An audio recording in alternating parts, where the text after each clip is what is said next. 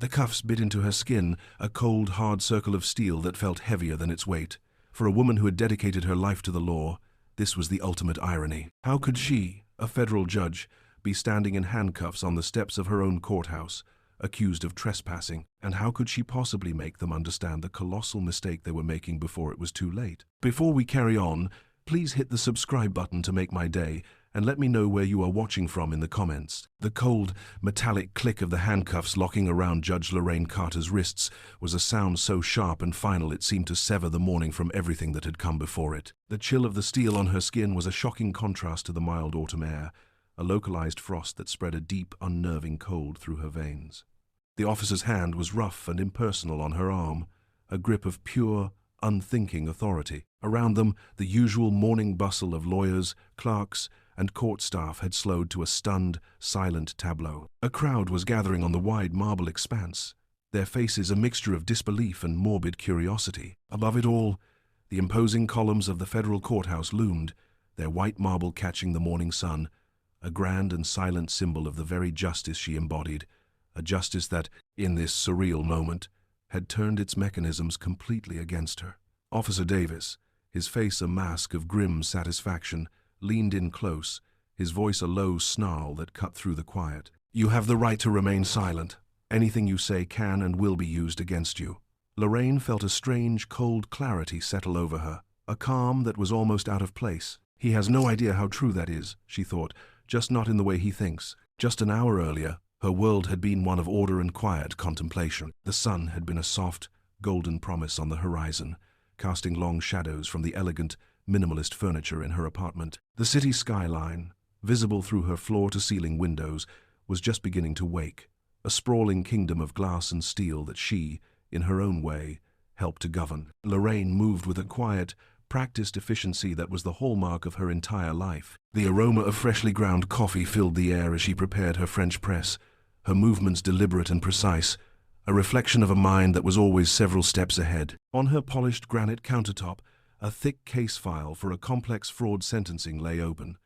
Her notes, written in a neat, compact script, filled the margins. She was preparing to decide the fate of a man who had swindled retirees out of their life savings, a task that required a delicate balance of compassion and consequence. The weight of such decisions was a constant companion, a heavy cloak she wore as surely as her judicial robes. She thought of her father, a postal worker with calloused hands and a heart full of dreams for his daughter. He had spent his life sorting letters, ensuring they reached their proper destination, a simple, honorable job that had fueled her own journey toward a much different kind of sorting, that of guilt and innocence, of justice and mercy. "You have to be twice as good to get half as far," he used to tell her, his voice gentle but firm. It was the mantra of her life, a creed that had propelled her to the highest echelons of the legal world, but had also left her with a quiet, persistent exhaustion. The pressure to be perfect, to be beyond reproach, was immense. She was not just Lorraine Carter, she was Judge Carter, one of a handful of black women on the federal bench, a representative, a symbol, a constant testament. She sipped her dark, rich coffee, her gaze falling on the black judicial robes hanging in an open closet, a stark silhouette against the pale wall. They were a symbol of both her burden and her immense pride, the physical manifestation of a lifetime of relentless effort. Her worn leather briefcase sat by the door, its familiar weight a comfort. Inside, it held the tools of her trade, legal pads covered in her precise handwriting, case files marked with a rainbow of colored tabs, and a well-loved, dog-eared copy of the Constitution, its pages softened by years of study. When she arrived at the courthouse, the air was crisp and clean, carrying the faint scent of the river a few blocks away. The Grand Plaza was mostly empty, a vast expanse of stone and sky that always gave her a moment of peace before the day's battles began. She always chose the main entrance, eschewing the private side door reserved for judges. She enjoyed the walk up the wide marble steps, a small, daily ritual that allowed her to gather her thoughts, to feel the pulse of the city before entering the cloistered world of the law. She walked with a confident, purposeful stride, her simple but tailored pantsuit a uniform of professional competence. As she reached the top of the steps, a figure stepped directly into her path, blocking her way. It was Officer Bryant, a courthouse guard in his late 50s, a man whose weary, cynical expression seemed etched into his face. He looked not at her, but through her, his gaze sweeping over her attire with a dismissive air. "Whoa there," he said, his voice flat and devoid of courtesy. "Main entrance is for the public. Staff, use the side door." The words hung in the air, a casual, unthinking judgment. Lorraine felt a familiar, weary sting, the cumulative pain of 1,000 tiny cuts she had endured her entire life. It was the sting of being underestimated, of being miscategorized, of being seen as something less than what she was. She took a slow, calming breath, a practice technique for reining in the flash of frustration that threatened to rise. She was determined not to let this minor annoyance escalate. She believed in respectful communication, in the power of words, to bridge the gaps of misunderstanding. Pulling the judge card felt like a failure of that belief. "Good morning, officer," she said, her voice calm, with only a hint of surprise. "I work here. I'm just heading in early to prepare for my docket." Bryant scoffed, a small, ugly sound. He still wasn't making eye contact. "Yeah, everyone works here. Cafeteria, janitorial, whatever. Side door. I don't make the rules." The interaction, small as it was, had shifted the morning's atmosphere. It drew the attention of two younger police officers, Davis and Rodriguez, who were just beginning their patrol near the courthouse steps. Officer Davis, a man whose ambition was a palpable force, practically vibrated with an eagerness for action. He saw the quiet standoff and strode over, his posture radiating an assertive authority he was clearly desperate to exercise. Officer Rodriguez, younger and more hesitant, followed a half-step behind, his role that of reluctant backup. "Is there a problem here, Bryant?" Davis asked, his voice already carrying a confrontational edge. Bryant, seeming to welcome the reinforcement, gestured vaguely toward Lorraine. "Just telling this lady the rules." "She's not listening." Lorraine turned her attention to Davis, addressing him directly, her composure a shield of impenetrable calm. "There seems to be a misunderstanding," she stated, her tone even and professional. "My name is Lorraine Carter. I have chambers on the 4th floor. If you'll just let me pass, we can avoid any further disruption." Davis looked her up and down, a slow, insolent appraisal. A smirk played on his lips as his eyes took in her simple pantsuit and her calm demeanor, misreading them as signs of weakness rather than strength. "Lorraine Carter, huh? And I'm the Chief Justice," he sneered. "Look, lady, we've had issues with vagrants and protesters trying to get in. You're trespassing on federal property. Either you use the side entrance and show some ID, or you can leave. Now." The word trespassing struck her as particularly absurd. She was standing on the steps of the building where she had presided over cases for nearly a decade. Deciding the time for quiet diplomacy was over, she shifted her briefcase. "My identification is in my bag," she said, her voice still steady. "If you'll allow me." She made a move to reach into her leather briefcase, the same bag that held the Constitution she was sworn to uphold. But Davis, his mind already made up, saw not a woman reaching for her credentials, but a threat. His training, or perhaps his prejudice, took over. He misread the entire situation, seeing not a judge, but a problem to be subdued. "Hands where I can see them," he shouted, his voice cracking with a sudden surge of adrenaline. Before she could even process the command, he grabbed her arm, his fingers digging into her flesh with surprising force.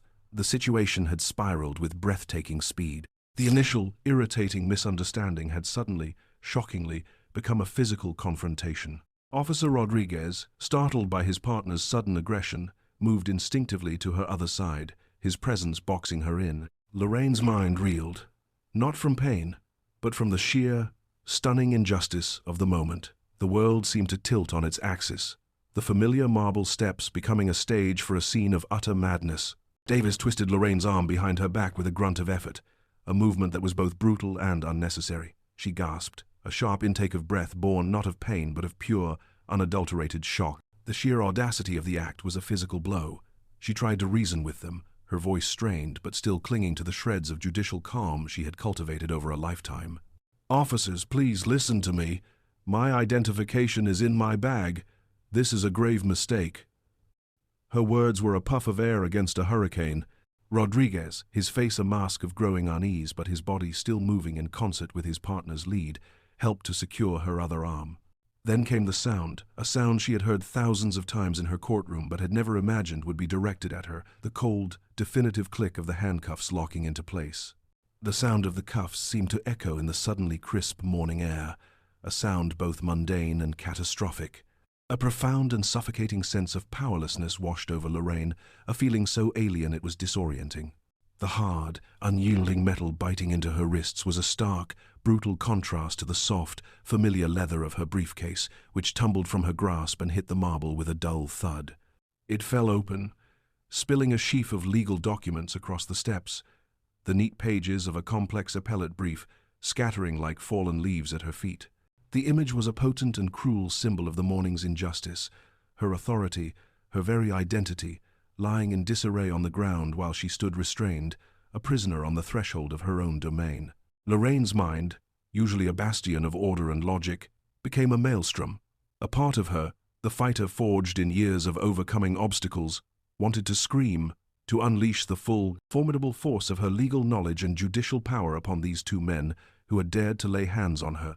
She could dissect their every procedural error in her sleep, the lack of probable cause for the search, the unconstitutional escalation to physical restraint, the blatant, textbook case of racial profiling that had underpinned the entire encounter from the moment Officer Bryant had first blocked her path. Yet another part of her, the judge, the dispassionate arbiter, was already analyzing the situation from a distance, noting the facts, observing the players, and calculating the long-term consequences of any action she might take. She knew, with a certainty that was as cold and hard as the steel on her wrists, that any display of anger, any hint of the righteous fury boiling in her chest, would be twisted and used to justify their actions. They would call her hostile, aggressive, non-compliant. They would paint her as the instigator. And so, with a monumental act of will, she forced her body to remain still, her expression to remain a mask of stoic calm. She would not give them the satisfaction. She would not become the caricature they already saw. By now, the sun was higher, casting a brighter, harsher light on the scene and on the crowd that was forming a silent, watchful semicircle around them. The first wave of the day's participants, the lawyers with their rolling briefcases, the clerks with their arms full of files, the citizens summoned for jury duty, all slowed their pace, their paths diverting to form a wide arc around the unfolding drama. Their faces were a gallery of reactions, from simple, wide-eyed curiosity to a more pointed, concerned disbelief. And in a few, she thought she detected a flicker of schadenfreude, a grim satisfaction at seeing a figure of authority brought low. She could see the faces of lawyers she knew, men and women who had argued cases before her, their mouths slightly agape, their eyes wide with a confusion so profound it bordered on paralysis. She saw one, a senior partner at a prestigious downtown firm, who had always treated her with an almost reverential deference, now staring at her as if she were a ghost. They recognized her. She could see it in their flickering eyes. But the scene was so surreal, so utterly incongruous with the world they knew, that their minds couldn't process it. They saw a black woman being arrested by two white officers, a familiar, tragic tableau, and their own biases and assumptions, the ones they would vehemently deny possessing, were thrown into a state of chaotic disarray. The whispers started, a low hum that spread through the crowd like a contagion. Is that Judge Carter?" one voice murmured, laced with disbelief. "No way. Another shot back, more certain." "Can't be. What on earth is going on?" A third, a cynical court reporter she recognized, muttered to his companion, "I told you security was getting aggressive around here. This is a new low." The weight of their collective stare was a physical force, pressing down on her, a crushing burden of public humiliation. She kept her head held high, a difficult feat that required every ounce of her strength, her gaze fixed on the bronze courthouse doors, a distant, unattainable sanctuary. She refused to meet the eyes of her colleagues, refused to acknowledge their pity or their confusion. A deep, burning shame washed over her, but it was not for herself. It was for the institution she served, for the hallowed halls of justice that were being desecrated by this act of ignorant prejudice on their very steps. The law was supposed to be blind, but the men enforcing its most basic rules were clearly not. Just as the silence and the staring became almost unbearable, a new sound cut through the tension. It was the frantic slap of dress shoes on marble, coming from the direction of the staff entrance. David, her law clerk, a young man whose perpetual state of being flustered was matched only by his fierce intelligence and loyalty, came running out into the plaza. He was balancing a precarious stack of legal briefs in one arm and clutching a large travel mug of coffee in his other hand. He had been waiting for her in chambers, a knot of worry tightening in his stomach. With each passing minute she was late, a rare occurrence for the impeccably punctual judge. He scanned the plaza, his worried expression deepening, until his eyes landed on the scene at the top of the steps. He stopped dead in his tracks, his face, normally a canvas of youthful earnestness, draining of all color until it was the shade of old parchment. The coffee mug, emblazoned with the logo of his law school, slipped from his nerveless fingers and shattered on the ground, the sharp crack cutting through the murmuring crowd with the finality of a gunshot. Brown coffee spread across the white marble like a dark, ugly stain. The briefs he was carrying cascaded from his arm, scattering across the ground, forgotten. For a long, terrible moment, he was paralyzed, his mind refusing to accept the evidence of his eyes. Then the paralysis broke, and a wave of pure, unadulterated rage washed over him. "What?" he stammered at first, his voice a choked whisper. He took a step forward, then another, his pace quickening until he was almost running again. His voice, when it came, was no longer a whisper. It was a roar, a cry of such disbelief and fury that it seemed to shake the very columns of the courthouse. "What are you doing? Let her go. That's Judge Carter." David's shout was the catalyst, the spark that ignited the powder keg of confusion and disbelief. It broke the spell that had held the crowd in its grip. The whispers and murmurs turned into audible gasps. The faces of the lawyers she knew, which had been masks of confusion, now contorted with expressions of pure, unadulterated horror. The senior partner, who had been staring blankly, now looked as if he might be physically ill. The surreal tableau had suddenly snapped into sharp, terrifying focus for everyone.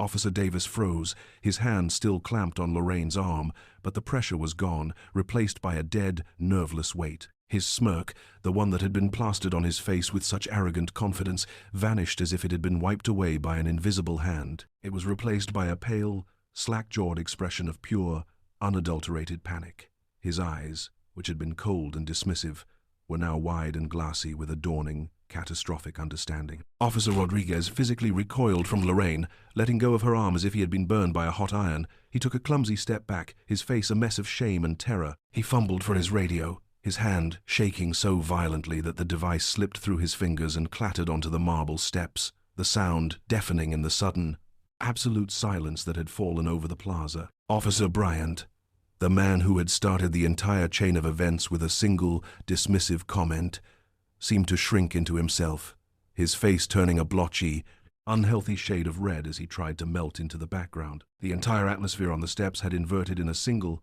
heart-stopping second. The aggressive, authoritative posture of the officers had dissolved into a puddle of raw, undisguised fear. The power dynamic, once so brutally one-sided, had flipped with the force of a tidal wave. His entire, carefully constructed career, a ladder he had been scrambling up with desperate ambition, flashed before Officer Davis's eyes, not as a triumphant ascent, but as a rickety structure now collapsing into dust. He hadn't just made a mistake. He hadn't just overstepped his authority. He had arrested a federal judge, on the steps of her own courthouse, in front of dozens of witnesses. He saw the future in a series of blinding, terrifying flashes. The internal affairs investigation, the public humiliation, the front-page headlines, the multi-million-dollar lawsuits that would not only end his career but ruin his life. The woman he had so casually and contemptuously dismissed as a vagrant, a trespasser, now held his entire future in her cuffed hands. A cold dread, far more chilling than the autumn morning air, seeped into his bones, a dread that had nothing to do with the weather and everything to do with the monumental, life-altering magnitude of his own stupidity. David rushed forward, his face a mess of fury and fear, instinctively moving to place himself between the judge and the officers, a flimsy but fiercely loyal shield. Officer Rodriguez, his hands trembling so violently they looked like they were caught in a miniature, localized earthquake, fumbled for the handcuff key on his belt. His fingers, slick with a sudden, cold sweat, could not find their purchase. He dropped the key, which skittered across the marble with a tinny, pathetic sound. Officer Davis remained a statue of pure panic, his face ashen, his eyes locked on Lorraine's with a terrifying, pleading emptiness. The air was thick with the unspoken, a heavy blanket of professional and personal ruin. Into this suffocating silence, Lorraine's voice emerged, not loud, but so clear and imbued with such immense authority that it cut through the tension like a scalpel. "Officer Rodriguez," she said, her tone impossibly calm, a quiet island in a sea of chaos. "Breathe, pick up the key, and give it to my clerk." Her use of the word clerk, instead of his name, was a deliberate, subtle reinforcement of the professional hierarchy that had been so brutally violated. Rodriguez, mumbling a stream of incoherent apologies, scrambled to obey. "Yes, Your Honor. I'm sorry, Your Honor. I'm so sorry, Your Honor," he stammered, his voice cracking as he handed the key to David with a hand that still shook uncontrollably. David, his own anger a palpable aura around him, took the key. His movements were sharp and precise as he inserted it into the lock on the first cuff. The click of the mechanism opening was as loud and significant as the one that had closed it. He quickly unlocked the other. For a moment, Lorraine did not move. Then, slowly, deliberately, she brought her hands in front of her, her gaze never leaving Officer Davis's face. She rubbed her wrists, a slow, circular motion over the angry red marks the steel had left imprinted on her skin. The marks were stark and vivid against her brown skin, a visible testament to the morning's assault, a brand of injustice that everyone on those steps could see. It was not a gesture of pain, but of power, a silent, damning indictment that was more powerful than any shout. Flanked by a now fiercely protective David, who had gathered her scattered papers and her briefcase, Lorraine began her ascent up the remaining steps. The crowd of lawyers, clerks, and onlookers, which had been a solid, whispering wall of humanity, parted for her as if by an invisible, irresistible force. It was a spontaneous, silent act of deference, a human sea receding before the passage of a figure they now saw not just as a victim, but as the embodiment of an institution that had been wronged. Her walk was not one of defeat or shame. It was a procession. Her back was ramrod straight, her head held high, her pace measured and unwavering. The silence that accompanied her was absolute, a vacuum where only moments before there had been gasps and murmurs. She did not look at anyone, not at the horrified faces of her colleagues, nor at the pitying eyes of strangers. Her focus was singular, aimed like an arrow at the great bronze doors of the courthouse. The journey from the top of the steps, across the portico, and into the grand, echoing lobby was the longest walk of her life. Every footstep on the polished marble seemed to reverberate through the cavernous space. Every eye was on her, tracking her movement with a mixture of awe, fear, and profound respect. Inside her, a whirlwind of emotions raged. There was the hot, sharp anger at the indignity she had suffered. There was the cold, lingering humiliation of being paraded in handcuffs before her peers. But beneath it all, a new feeling was beginning to crystallize, a cold, clear sense of purpose that was as hard and unyielding as diamond. She was no longer just Lorraine Carter, the woman who had been wronged. In that moment, she was Judge Carter, the living symbol of the judicial system itself, and that system had just failed her, and by extension everyone it was meant to protect, on its very own doorstep. She understood, with a sudden, piercing clarity, that this was no longer about her. It was not about her pain or her embarrassment. It was about the perception of justice in a world that was so often unjust. It was about the insidious, unconscious biases that infected every level of society, even here, in this temple of the law. This incident was a symptom of a disease, and she was in a unique, powerful, and deeply uncomfortable position to diagnose it. Her chambers, usually a sanctuary of quiet order, felt charged with a frantic energy. David, her clerk, was pacing back and forth like a caged animal, his face flushed with a righteous fury he could barely contain. He was muttering about lawsuits, about federal charges, about ending careers. Lorraine, however, was perfectly still. She sat in her high-backed leather chair, the one that faced the large window overlooking the city, her back to the room. She stared out at the sprawling metropolis, her hands resting calmly on the mahogany desk, where she had signed warrants and authored opinions that had changed lives. The intercom on her desk buzzed, a harsh, intrusive sound that shattered the tense quiet. It was the Chief Judge's clerk, her voice tight and formal. "Judge Carter, Chief Judge Albright would like to see you in his chambers. Immediately." Chief Judge Albright's chambers were on the highest floor, a corner office that was even more imposing than her own. It was a room that spoke of old power and older traditions, lined with floor-to-ceiling bookshelves, filled with leather-bound legal volumes, the air smelling faintly of wood polish and old paper. Albright, a man in his late 60s with a mane of silver hair and a reputation for a formidable intellect and an even more formidable temper, was standing behind his massive desk as she entered. His face, usually a mask of judicial neutrality, was now a thundercloud of controlled fury. "Lorraine," he said, his voice low and dangerous, dispensing with all pleasantries. "Sit. Tell me everything. Do not spare a single, solitary detail." Lorraine recounted the events of the morning. She did not editorialize or embellish. She presented the facts with the same calm, dispassionate precision she would have used to summarize a witness's testimony in court. She laid out the timeline, from Officer Bryant's initial stop to Officer Davis's sneering words to the final humiliating click of the handcuffs. When she finished, Albright was silent for a long moment, his knuckles white where he gripped the edge of his desk. Then, the dam of his control broke. "This is an outrage," he seethed, his voice a low growl of pure institutional fury. "This is not just an assault on you. It is an attack on the judiciary itself. An attack on this court. I want their badges. I want them fired before lunch. We will pursue federal charges for assaulting a federal officer. The U.S. Marshals will take over all courthouse security, effective immediately. This city police department's contract is finished as of this moment." He was a general planning a swift and brutal counterattack. He saw this as an affront to the sanctity and authority of his court, a line that had been crossed that demanded overwhelming retaliation. Lorraine listened to his tirade, her own expression unreadable.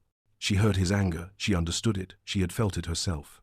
But as he spoke of retribution and punishment, she was already starting to see a different path, a more difficult, but perhaps more meaningful form of justice. Miles below the chief judge's opulent office, in a sterile, windowless conference room in the courthouse basement, the three officers sat under the harsh glare of fluorescent lights. The room was bare except for a long table and several uncomfortable chairs. They were being formally questioned by a stern-faced deputy U.S. Marshal and a quiet, meticulous woman from the court's administrative office. The power dynamic that had been inverted on the courthouse steps was now codified and absolute. Officers Bryant, Davis, and Rodriguez were no longer agents of the law, they were subjects of a federal inquiry. Bryant, the veteran, was defensive, his arms crossed over his chest. He kept falling back on procedure, trying to justify his initial stop, based on a vague and poorly defined protocol for directing staff. He spoke of rules, but it was clear he was trying to obscure the simple fact that he had made an assumption based on her appearance. Davis, his ambition now a shattered wreck, was almost completely silent. His arrogance had been stripped away, leaving behind a hollowed-out man who was only just beginning to comprehend the sheer, terrifying depth of his error. He answered the marshal's questions in a quiet, clipped monotone, his eyes fixed on a spot on the table. The marshal's questions were relentless, each one a precise, surgical strike. "Officer Davis, did you ask for her identification before you placed your hands on her?" The marshal's voice was flat, devoid of emotion. "No, sir," Davis whispered. "Did you perceive a clear and present physical threat that justified immediate physical restraint?" She reached for her bag. Davis offered weakly, the excuse sounding pathetic even to his own ears. "She reached for the bag containing the identification you should have asked for in the first place," the marshal corrected, his voice like ice. "You escalated a verbal misunderstanding into a physical assault on a federal officer of the court. Do you understand the gravity of that action?" Davis could only nod, his throat too tight to speak. Officer Rodriguez, the youngest of the three, was openly and visibly remorseful. He did not make excuses. He explained that he was new, that he had followed his senior partner's lead, but he admitted, his voice thick with shame, that he knew it felt wrong from the moment Davis had grabbed her arm. The questioning laid bare the entire chain of cascading errors, revealing how a single moment of implicit bias from one officer was amplified by the aggressive ambition of a second and enabled by the passive compliance of a third. It was not one mistake, but a series of them, a systemic failure rooted in assumption, prejudice, and a profound lack of judgment. As the marshal detailed their failures, it only reinforced the conviction that was growing in Lorraine's mind. Firing them would be easy. It would be a clean, simple solution. But it would not fix the underlying problem. It would not stop this from happening again to someone else without her powerful, protective title. It would just be sweeping the dust under a very large, very expensive rug. The relative quiet of the late afternoon in her chambers was a fiction. A thin veneer stretched taut over a cacophony of electronic noise. The main line on her desk phone was blinking with a frantic, incessant rhythm, each pulse a silent scream for attention. Her personal cell phone, lying face down on a stack of case law books, vibrated with a low, angry hum, buzzing its way toward the edge of the desk like a creature trying to escape. David was a whirlwind of controlled panic, moving between his own desk and hers, his voice a low, polite, and utterly firm monotone. "The court has no comment at this time," he repeated, for what must have been the 50th time in the last hour. "No, I cannot confirm any details. The court has no comment." He would hang up, take a deep breath, and the phone would immediately ring again. The source of the frenzy was a single, explosive headline on the city's most popular local news website, an article that had gone live less than an hour ago. A colleague from another chambers had sent her the link with a simple, horrified message, "Lorraine, I am so sorry." The headline itself was pure sensationalism, crafted for maximum outrage and clicks. Federal judge arrested at own courthouse. Beneath it was a blurry, pixelated photograph, clearly taken from a cell phone across the plaza. It captured the most humiliating moment, a distorted image of a black woman in a pantsuit, her hands held behind her back, her head held high. Two uniformed officers flanked her, their faces indistinct blurs of authority. The context was gone, the nuance erased, leaving only the raw, shocking image of her subjugation. Lorraine felt a cold dread pool in her stomach, a feeling wholly different from the hot anger and sharp humiliation of the morning. This was the dread of losing control of the narrative. Her private, personal violation was now a public spectacle, a piece of digital chum thrown into the churning waters of online commentary. She thought of her mother in Florida, who would inevitably see this. She thought of her sisters, her cousins, the network of family who looked to her with such pride. The story would be stripped of its truth and reassembled into a weapon, used by some to decry police brutality and by others to mock the justice system itself. Her name, her face, her reputation were no longer her own. That evening, the apartment that had been her sanctuary just that morning now felt like a cage, the familiar walls closing in on her. The elegant, minimalist furniture seemed cold and mocking, the silence of the rooms amplifying the turmoil in her own mind. She had changed out of her suit and into a soft, comfortable sweater and pants, but the fabric did nothing to soothe the raw chafe of the day's events. She stood at the window, staring at the city lights twinkling into existence as dusk settled, but she saw nothing. She was replaying the moment over and over, the casual dismissal in Bryant's voice, the sneering arrogance on Davis's face, the cold, final click of the cuffs. She heard the front door open and close,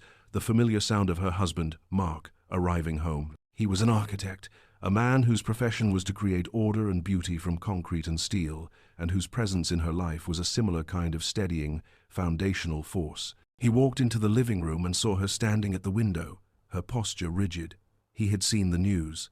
His face was a mask of quiet, simmering rage. He didn't speak. He simply walked to her, wrapped his strong arms around her, and held her. It was that simple, unconditional act of support that finally broke her. The iron control she had maintained for the entire, agonizing day shattered into a million pieces. A sob, raw and ragged, tore from her throat, and the tears she had been holding back since morning finally came, a hot, cleansing flood. She buried her face in his chest, her body shaking with the force of her grief and rage, and he just held her, his hand stroking her hair, providing a safe, silent harbor for the storm to finally break. He let her cry until the sobs subsided into shuddering breaths. "I'm so sorry this happened to you, Law," he said, his voice thick with an anger he was trying to contain for her sake. "It's monstrous. It's unbelievable." She pulled back, wiping her eyes, her voice still thick with emotion. "They didn't see a judge, Mark. They didn't even see a person. They saw a stereotype. They saw what they expected to see, and they acted on it." Mark's own anger, a protective, righteous fury, began to simmer to the surface. "You have to make them pay," he said, his voice low and intense. "You have to sue the department. Sue them personally for every penny they have. Albright will back you. You know he will. You cannot let them get away with this. You have to destroy them." Hearing him voice the very same vengeful thoughts that had flashed through her own mind earlier that day had a strange and unexpected effect. It was like seeing a path laid out before her in stark, brutal detail, the path of retribution, of an eye for an eye. It was the predictable path, the one everyone would expect her to take. And in that moment of clarification, listening to the man she loved, advocate for a war she could easily win, she began to realize with a growing certainty that it was not the path for her. Revenge was what they expected. It was the currency of the world they inhabited. But her position, the very power they had insulted, gave her access to a different kind of currency, one that could be used for something more valuable than mere punishment. Later that night, sleep was an impossibility. The bed felt like a bed of nails, her mind a racetrack of looping thoughts. She slipped out of the bedroom, leaving Mark in a deep, exhausted sleep, and went to her study. The small room was her private space, lined with books on history and art, a world away from the legal texts that dominated her office. She found herself staring at the collection of framed photographs on a bookshelf. Her fingers traced the silver frame of one in particular, a photo of her graduation from law school. She was in the center, beaming, her face full of a fierce, idealistic hope that almost hurt to look at now. On either side of her stood her parents, their own faces shining with a pride so profound, so overwhelming, it seemed to radiate from the old photograph. She remembered the weight of her father's hand on her shoulder, the calluses on his palm a familiar testament to his years of hard work. She remembered the sacrifices they had made, the double shifts her mother worked as a nurse, the old car her father kept running with wire and prayer, all of it to fuel her journey, to push her into a world they could only dream of. What would they think of her now, arrested on the steps of her own courthouse? The thought connected this singular, spectacular humiliation to a lifetime of smaller, similar moments, a string of pearls made of grit and pain. She remembered being a teenager, followed by a security guard through a department store as if she were a common thief. She remembered in her first year as a prosecutor, being mistaken for a defendant's mother by a court clerk who told her to wait in the public gallery. She remembered just last year attending a bar association dinner when a senior partner from a major firm handed her his coat, assuming she was a member of the waitstaff. Each incident was a small cut, a minor wound that healed on its own. But today's event was not a cut. It was a deep, gaping wound, and it had exposed the rot beneath the surface. The anger and humiliation she felt were not just her own, she realized. They were the collective experience of so many others who wore the same skin, who had to navigate the same world of assumptions and prejudices, but who did not have her title, her power, or her platform. Firing 3 men would be a temporary salve on her own wound, a fleeting moment of satisfaction, but it would not heal the deeper disease. The words of her mentor, the formidable Judge Eleanor Vance, a pioneering woman who had shattered countless glass ceilings, came back to her with the force of a revelation. She had been in Lorraine's chambers late one night, years ago, helping her wrestle with a difficult sentencing. "Justice is not about retribution, Lorraine," Eleanor had said, her voice quiet but firm. "Retribution is easy. It's emotional. Justice is about restoration. It's about building a better, stronger, fairer system from the wreckage of a broken one." Just before the first hint of dawn began to soften the edges of the night sky, a profound sense of calm finally settled over Lorraine. The storm inside her had passed, leaving behind a quiet, clear certainty. She sat at her desk in the study, the same desk where she read novels and wrote letters, and she picked up a pen and a fresh, crisp legal pad. The paper was a blank slate, a new beginning. She began to write. Her handwriting, usually a flurry of quick, efficient notes, was now firm, deliberate, and decisive.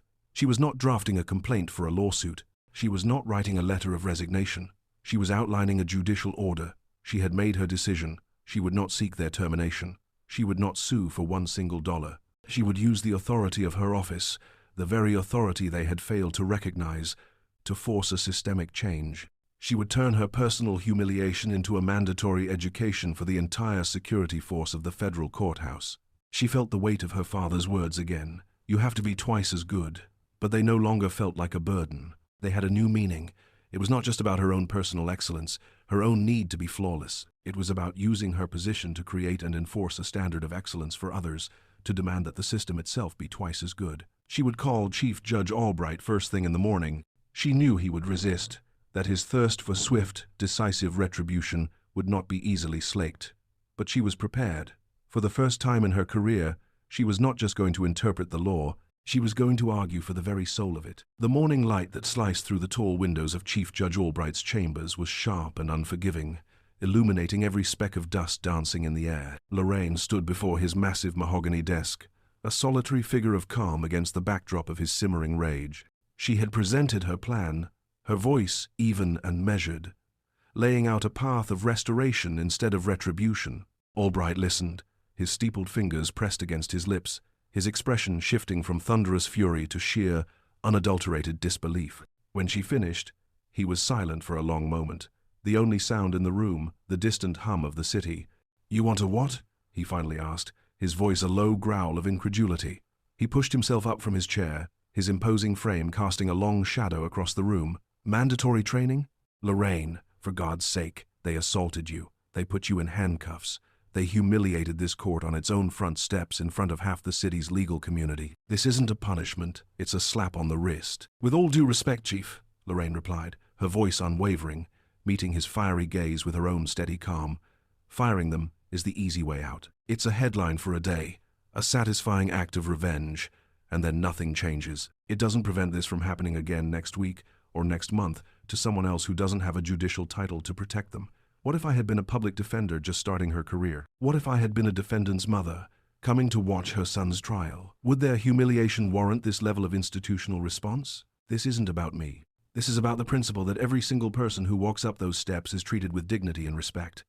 It's about the promise our institution makes to the public, a promise we broke yesterday. Albright paced behind his desk, a lion in a well-appointed cage. He ran a hand through his thick silver hair, his anger warring with the undeniable logic of her words. He saw the world in terms of power, respect, and precedent. An attack on a judge was an attack on the foundations of the law itself, and his every instinct screamed for a swift and overwhelming show of force to reassert that authority. But Lorraine was speaking a different language, one not of power, but of purpose. She was looking beyond the insult to the system that had produced it. He stopped pacing and stood before the window, looking down at the plaza below, the very spot where the incident had occurred. After a long, heavy pause, he turned back to face her, his expression transformed.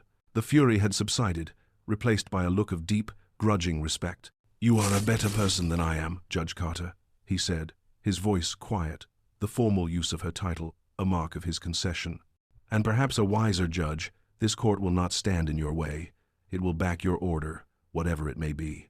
Lorraine's courtroom was a theater of tension, packed to the absolute limits of its capacity. Every seat in the public gallery was filled, and a silent, standing-room-only crowd lined the back wall. Lawyers who had cleared their morning schedules whispered in hushed tones to their associates. Clerks from every chamber on every floor had found excuses to be present. A handful of discreetly placed journalists, their notebooks open and their pens poised, sat scattered amongst the legal professionals, their presence a sign that this was no longer an internal matter. The air itself felt heavy, thick with a palpable sense of anticipation. The room, normally a place of sober order and decorum, felt like it was holding its breath. The polished wood of the jury box and the counsel tables seemed to gleam with a nervous energy, the brass fixtures reflecting the anxious faces of the assembled crowd. In the front row of the gallery, seated not at the defendant's table but among the public, they were sworn to protect, sat officers Bryant, Davis, and Rodriguez. They were in their formal dress uniforms, the dark blue fabric freshly pressed, the metallic buttons shining under the courtroom lights. They had been stripped of their service weapons, their empty holsters a glaring symbol of their diminished status. In the vast, solemn space of the federal courtroom, they looked pale, diminished, and terrifyingly small. Officer Davis, who had been the engine of the previous day's aggression, was a hollowed-out version of himself. He stared intently at the worn pattern of the carpet at his feet, unable or unwilling to lift his gaze. His entire body was a rigid line of shame, his arrogance completely sandblasted away, leaving only the raw terror of a man staring into the abyss of his own making. Beside him, Officer Rodriguez looked straight ahead, his eyes fixed on the empty judge's bench with an expression of pure, unadulterated dread. His face was ashen, and he swallowed repeatedly, his Adam's apple bobbing in his throat. He looked like a man waiting for a diagnosis he already knew was terminal. And at the end of the row sat Officer Bryant, the man whose casual prejudice had lit the fuse.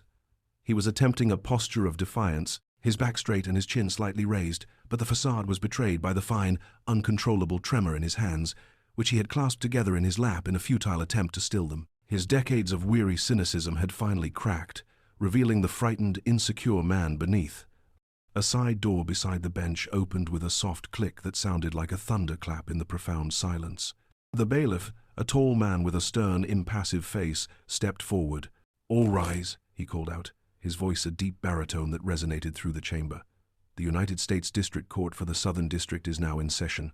The Honorable Judge Lorraine Carter presiding. The sound of hundreds of people scraping their chairs back and rising to their feet was a single unified roar, a wave of sound and motion that filled the room.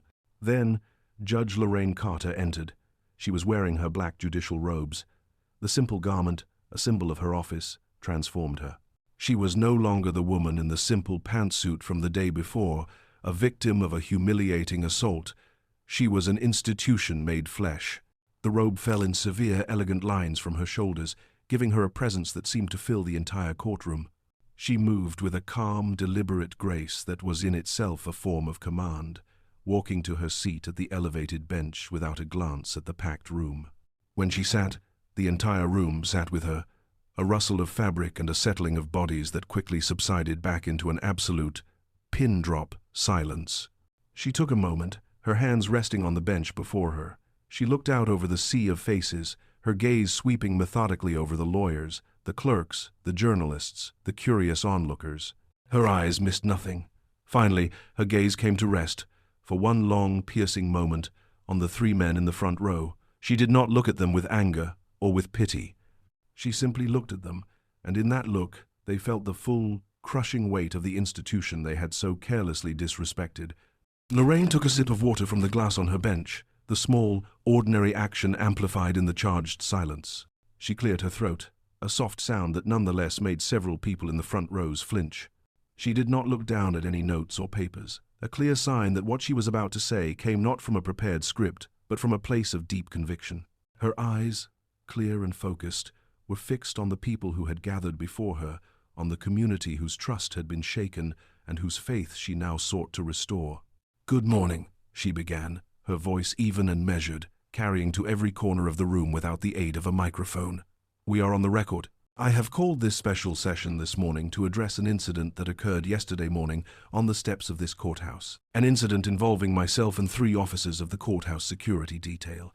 The directness of her opening sent a palpable ripple of shock through the room. There would be no euphemisms, no hiding behind vague legal language or procedural jargon.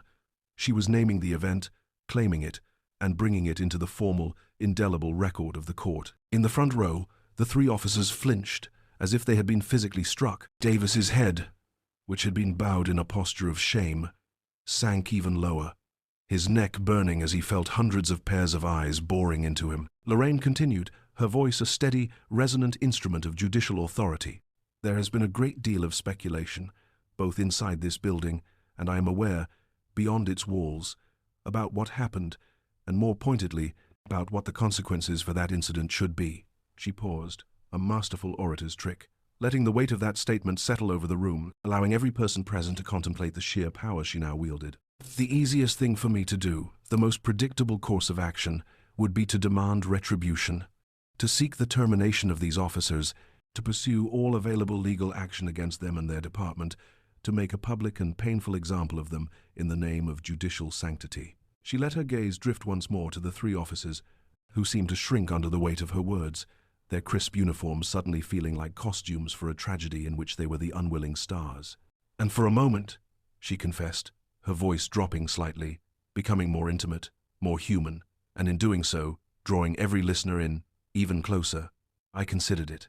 The admission hung in the air, a stunning moment of vulnerability and honesty that no one had expected. The entire audience held its collective breath, caught in the grip of a drama far more compelling than any they had ever witnessed in this room. This was not about corporate fraud or drug trafficking. It was about the raw, elemental forces of justice, bias, and mercy. The journalists in the room were scribbling furiously, their pens flying across their notepads to capture the quote, recognizing it as the heart of the story. The lawyers exchanged wide-eyed glances, their minds racing, thinking of the legal and professional carnage that could be unleashed by a federal judge with the full and public backing of the chief judge. David, her clerk, standing near the side wall, watched her with a look of complete and utter awe.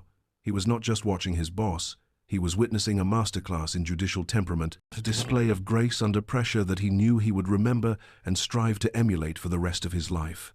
And in the front row, the 3 officers braced themselves for the inevitable impact. Officer Rodriguez closed his eyes, a silent, desperate prayer on his lips. Officer Bryant's jaw was clenched so tight, a muscle jumped rhythmically along his cheek. Officer Davis, finally lifting his head from its penitent bow, looked at Judge Carter with the terrified, pleading eyes of a man who was about to have his entire world dismantled, piece by agonizing piece. He had made his mistake, a catastrophic lapse in judgment, born of arrogance and prejudice, and now the reckoning had come. The entire room waited for the gavel to fall, not just on the session, but on 3 careers and 3 lives. She leaned forward slightly, a subtle shift in posture that drew the entire room into her orbit. Her voice, when she spoke again, resonated with a new power, not the punitive power of a judge sentencing a criminal, but the instructive power of a teacher and a leader. "But justice is not served by vengeance," she declared,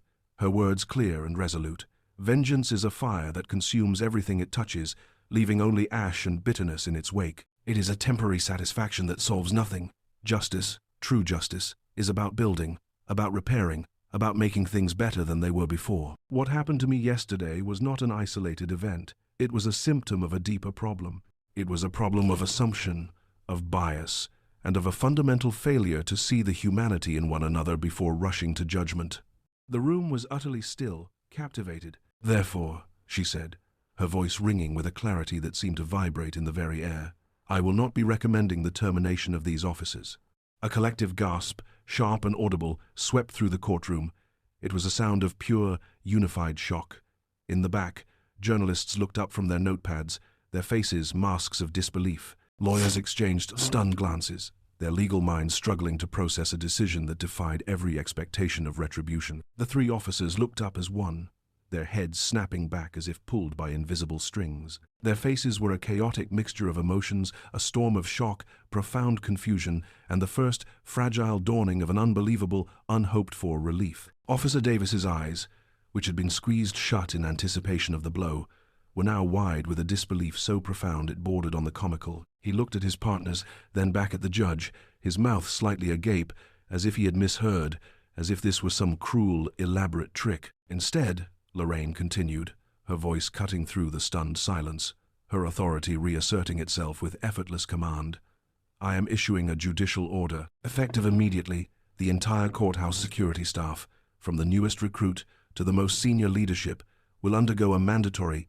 comprehensive training program. This program will not be a one-day seminar with coffee and donuts. It will be an intensive, ongoing course designed and led by national experts in de-escalation techniques, procedural justice, and, most importantly, implicit bias recognition and management. It will be rigorous, it will be challenging, and it will be thorough." She paused, letting the scope of her order sink in. "Furthermore, this program will be paid for not by the taxpayers of this city, but from the police department's own discretionary budget, specifically from funds allocated for new tactical equipment, and its successful completion, certified by an independent review board that I will personally appoint, will be a non-negotiable condition of continued employment for any and all security details assigned to this federal building." She then shifted her gaze, her focus narrowing until it rested solely on the three men in the front row. Her expression was not angry, it was not forgiving, it was intensely, searingly serious. It was the look of a teacher who was deeply disappointed but who had not yet given up on her students. "To Officers Bryant, Davis, and Rodriguez," she said, addressing them directly by name for the first time, each name a summons to accountability. "You were wrong. What you did was not just a mistake in procedure. It was a betrayal of the trust this community places in you every single day. Your actions were a stain on the institution you are sworn to protect." She saw them flinch, saw the shame deepen on their faces, but she did not relent. "But I believe that people can learn. I believe that systems can change, not through punishment alone, but through education and accountability. You will attend this training, you will participate fully, you will learn from it, and you will become better officers because of it. You will learn to see the person, not the profile. You will learn to listen before you act. You will learn that the authority you carry is a profound responsibility, not a personal privilege. That is the justice I am ordering today." Her gaze lifted from them and swept across the courtroom one last time, encompassing everyone in her final, powerful declaration. "This court, this building, is a symbol. When people walk up those steps, whether they are a high-powered attorney, a member of the cleaning staff, a defendant, or a judge, they must believe that they will be treated with fairness and with dignity. That is the bedrock promise of our entire legal system. Yesterday, we failed that standard. Today, we begin the work of restoring it." She reached for the wooden gavel on her bench, her movement fluid and decisive. "This special session is adjourned." She brought the gavel down. The sound was not the angry crack of retribution, but a sharp, clean, final report. The sound of a door closing on a painful chapter and a new one beginning. Without a backward glance, Lorraine stood, turned, and exited through the side door to her chambers, the black robes swirling around her. She left behind a room electric with the aftershock of her decision. For a moment, there was only silence. Then, a low buzz began to emanate from the crowd, a murmur not of gossip, but of stunned, profound respect. People began to file out, their movements slow, their faces thoughtful, as if they were leaving not a courtroom, but a lecture on the very nature of justice. "I have never, in 30 years of practicing law, seen anything like that," one silver-haired lawyer whispered to his junior associate. "That was true judicial grace." His colleague nodded, her eyes still fixed on the empty bench. "She turned her own humiliation into a lesson for the entire city," she replied, her voice filled with awe. The three officers remained seated, unmoving, as the courtroom slowly emptied around them. They were an island of stillness, in a river of motion. The weight of the sentence they had not received seemed heavier than the one they had expected. It was not a punishment they could simply endure. It was a challenge they had to meet. Officer Davis, who had been prepared for the end of his career, finally lifted his head. He looked not at the floor, not at the door, but toward the empty judge's bench. His expression, a complex tapestry of shame, relief, and a flicker of something new, something that might one day become understanding. Beside him, Officer Rodriguez did not try to wipe away the single, silent tear that traced a hot path down his cheek. He let it fall, a salty baptism marking the end of his ignorance. And Officer Bryant, the cynical veteran, simply stared into the middle distance, his decades of hardened cynicism cracked, the foundations of his worldview shaken to their core. He had expected a fight, a punishment, a war. He had not been prepared for mercy. The sun was high in the sky now, flooding Lorraine's chambers with a bright, warm light that seemed to chase away the last shadows of the previous day. She had taken off her heavy robe, which now hung on its customary hook behind her door. She was once again Lorraine Carter, a woman in a simple, professional suit. She stood at the large window, her hands clasped behind her back, looking down at the courthouse steps. The plaza was busy now, filled with the normal chaotic flow of people coming and going, a river of humanity oblivious to the drama that had unfolded there just 24 hours earlier. The world moved on. David entered her chambers quietly, closing the door softly behind him. He stood for a moment, watching her, his own heart still pounding with the residual emotion of the morning's events. "Your Honor," he said, his voice soft, almost reverent. "That was remarkable." Lorraine turned from the window, a small, weary smile touching her lips for the first time that day. It did not quite reach her eyes, which were still filled with the weight of her decision and the memory of her ordeal. "It was necessary, David," she replied, her voice quiet but firm. "It was the only thing to do." She walked past him toward her desk, her focus already shifting, her mind already moving on to the next task, the next case, the next demand for justice that awaited her. "Now," she said, picking up a thick case file from her desk, "let's get to work. We have a complex fraud case to sentence, and I believe the defendant has been waiting long enough." She opened the file, her eyes scanning the familiar legal text. The angry red marks on her wrists had already begun to fade, the physical evidence of her humiliation receding. But the memory would remain, not as a scar of shame or a wellspring of anger, but as a permanent, unshakable reminder of the work that still needed to be done, and of her renewed, absolute, and unshakable commitment to doing it. She was a judge, and the work of justice was never truly finished.